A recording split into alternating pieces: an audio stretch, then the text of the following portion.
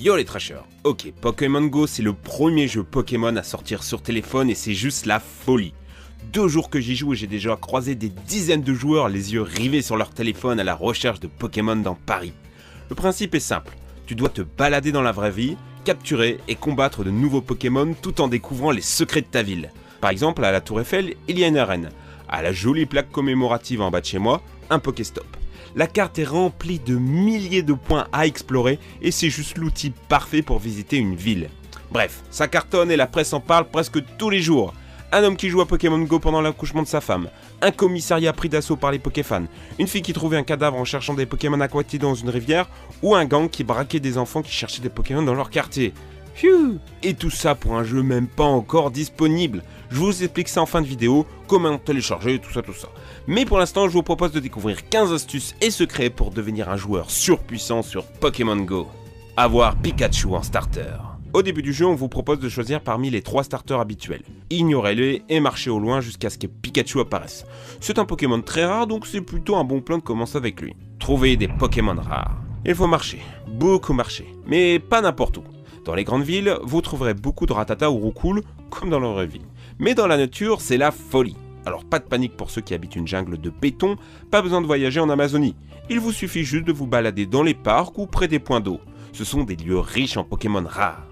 En regardant votre carte, vous remarquez aussi des petites feuilles vertes apparaître parfois au loin sur les cartes. Sachez que ce sont des lieux à haute concentration de Pokémon.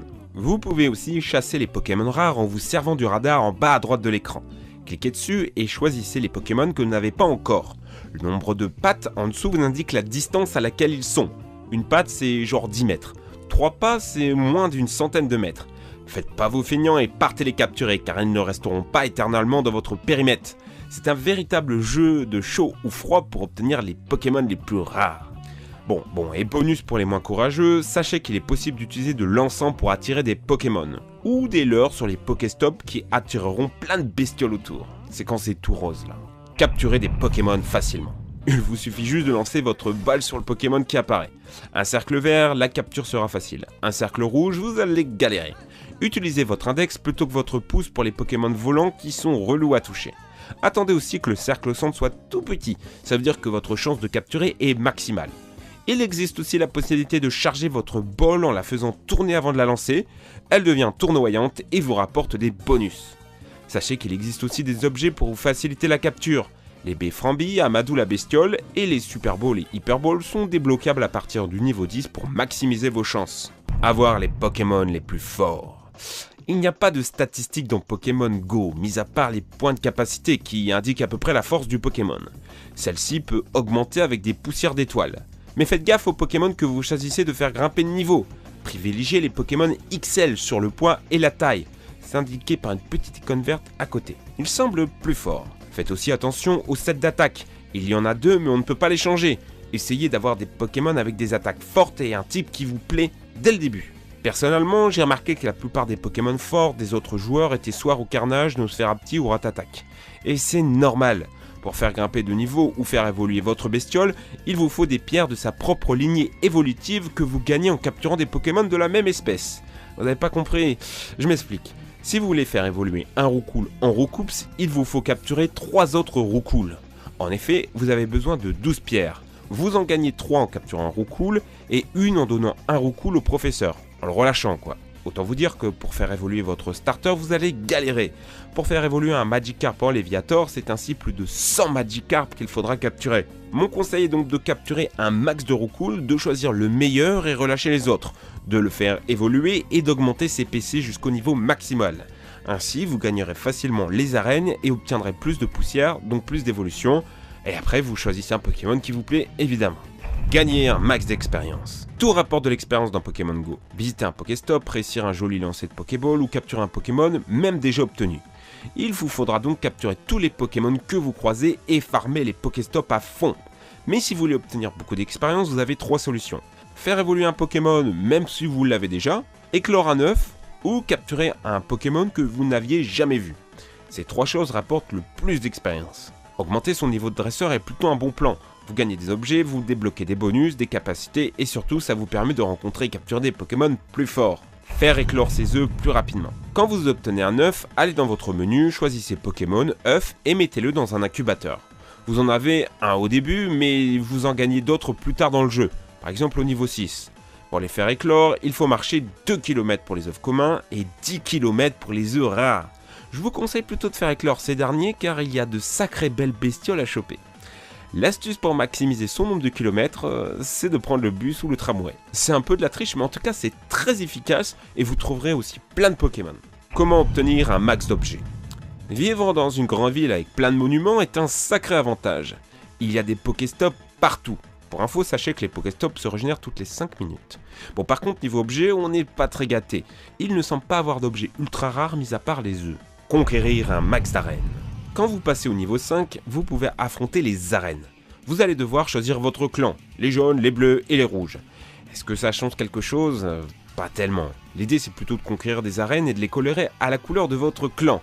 Mais en vrai, on sait tous que votre but sera de devenir le plus fort en solo. Cependant, vu que 90% des joueurs prennent rouge, je vous conseille de choisir bleu, au moins vos combats d'arène seront plus palpitants. Quand vous gagnez une arène, vous pouvez placer un Pokémon pour la défendre. N'hésitez pas à mettre un Pokémon de bon niveau pour la garder sous votre contrôle, car contrôler une arène, c'est rentable. On y récolte des pièces et des poussières d'étoiles tous les jours. En gérant 10 arènes, vous pourrez gagner jusqu'à 100 pièces et 5000 poussières d'étoiles par jour. Il vous suffit de cliquer sur le bouclier en haut à droite dans la boutique. Gagnez les combats facilement. Les Pokémon s'attaquent automatiquement, mais vous avez des stratégies. Vous pouvez taper avec le doigt sur le Pokémon adverse pour attaquer plus vite, ou attendre que votre barre se recharge et sortir une grosse attaque. Et vous pouvez aussi éviter les attaques en sweepant à gauche ou à droite quand vous avez le signal, vous savez les tch. Prenez aussi en compte l'affinité de type en formant votre équipe. Le feu bat la glace aussi dans Pokémon Go. Vu que les joueurs ont beaucoup de Pokémon vol, je vous conseille la foudre à la glace. Obtenir Pyroli, Voltali et Aquali. Pas de pierre-feu, foudre ou eau. Évolue au hasard. Ceci dit, certains joueurs ont remarqué que ça dépendait plutôt des attaques de base. Évoli avec plaquage deviendrait Voltali, avec tunnel ce serait Pyroli, et avec météore ça donnerait Aquali. Mais c'est pas confirmé. Économiser la batterie. Ok, Pokémon Go bouffe ta batterie, mais il y a des solutions. Clique sur la Pokéball, va dans les options en haut à droite et coche économiseur d'énergie. Enlève les bruitages et les musiques. Je te conseille aussi sur ton téléphone de baisser la luminosité à fond, éteindre le Wi-Fi si tu es dans la rue et retirer le Bluetooth aussi. La meilleure solution reste cependant de se balader avec un chargeur iPhone supplémentaire. Ça permet de tenir des heures et ce n'est pas très cher. Personnellement, j'utilise celui-ci. Pas cher, efficace. Je vous laisse un lien dans la description. Il y a de quoi jouer des heures dans la rue et ça me paraît indispensable. Comment se connecter à tous les coups ? Les serveurs saturent et souvent votre jeu se bloque pendant le chargement.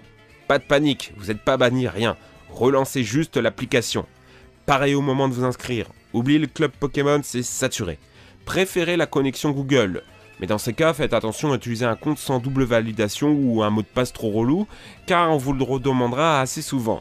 Comment hacker le jeu ? Des petits malins ont déjà trouvé des techniques pour hacker Pokémon Go. Pas les Pokémon capturés car c'est vérifié depuis leur serveur, mais en simulant le GPS de leur téléphone. Ainsi, ils peuvent se déplacer sur la carte sans marcher. Bon, par contre, on vous le déconseille car si vous faites choper, vous êtes banni à vie. Bien joué à Pokémon Go. Jouer à Pokémon n'est pas sans risque. Découvrir des cadavres, se faire raqueter, les insolations solaires, les crottes de chat ou les accidents avec des voitures. C'est le lot et la dure vie d'un joueur de Pokémon Go. Levez les yeux au ciel, pas besoin de rester rivé sur votre téléphone. Une vibration vous avertit quand un Pokémon apparaît. Pour vos parties de chasse, prévoyez de bonnes chaussures, une bouteille d'eau, un bon forfait 4G et une recharge de batterie, ainsi qu'une chaînette de smartphone, histoire de ne pas vous faire voler votre portable à l'arrache. Paris, ville de tous les dangers. Rencontrez d'autres joueurs. Bon, maintenant que vous êtes prêts, je vous invite à rejoindre une communauté de chasseurs de Pokémon. Il y en a plein sur Facebook. Je vous conseille celle de Neocan, le lien est dans la description. Ils organisent d'ailleurs le 14 juillet une rencontre Pokémon Go et j'y serai personnellement pour capturer un max de Pokémon rares et conquérir les arènes. Pensez aussi à passer sur le mini-site Pokémon Go du site Pokémon Trash. On est en train de vous préparer un guide ultra complet qui répondra à toutes vos questions. Comment installer Pokémon Go ? Ok, tout ceci vous a donné envie de vous lancer dans Pokémon Go sur votre iPhone ou Android ? RIP Windows Phone ? Mauvaise nouvelle, il n'est pas encore disponible sur les stores français. La faute au serveur saturé dans le monde. Mais pas de panique, vous pouvez quand même jouer dans votre pays. Allez voir dans la description, j'ai écrit un article sur Pokémon Trash. C'est simple et sécurisé. Bonne installation, bon jeu, racontez-moi vos anecdotes Pokémon Go en commentaire et n'hésitez pas à m'envoyer vos captures d'écran rigolotes de Pokémon Go sur le hashtag Twitter Pokémon Go Wrong. J'ai hâte de lire ça. D'ici là les amis, je retourne dehors. Merci à tous, ciao!